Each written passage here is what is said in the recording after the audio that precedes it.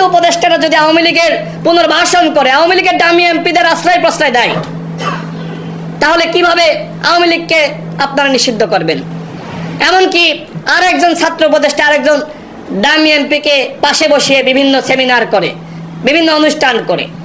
তো আপনারা একদিকে মানে আওয়ামী লীগের দামি এমপিদের আশ্রয় প্রশ্রয় দিবেন, অন্যদিকে আওয়ামী লীগের নিষিদ্ধ চাইবেন, এটি কি হতে পারে? এই উপদেষ্টা পরিষদকে আমি স্পষ্টভাবে বলছি, আওয়ামী লীগকে যদি আপনারা নিষিদ্ধ না করেন তাহলে কিন্তু জনগণ আপনাদের ঢাকায় বসে বসে আওয়ামী লীগকে নিষিদ্ধ করার গরম গরম বক্তব্য দিবেন, আর এই তৃণমূলে গিয়ে আওয়ামী লীগের সহযোগিতায় ফেস্টুন লাগাবেন, আওয়ামী লীগের সহযোগিতায় ত্রাণ বিতরণ করবেন। What is this?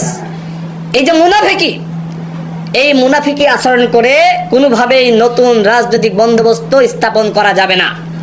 আওয়ামী লীগের ব্যাপারে ঢাকায় যেমন গরম বক্তব্য দেন, ঠিক তৃণমূলে গিয়েও একইভাবে কাজ করতে হবে। আওয়ামী লীগের সাথে যারা আপোষ করবে, আমি ঝিনাইদহের জনগণকে বলবো, আমি ঝিনাইদহের প্রশাসনকে বলবো, যারা আওয়ামী লীগের সাথে আপোষ করবে তাদেরকে বিন্দু পরিমাণ ছাড় দিবেন না। আমাদের আপোষ অন্যান্যদের সাথে হবে। আমরা যারা ফ্যাসিবাদ বিরোধী লড়াই করেছি আমাদের মধ্যে আপোষ হবে। আওয়ামী লীগের সাথে যারা আপোষ করবে, গণ অধিকার পরিষদ তাদের সাথে কোনো আপোষ করবে না।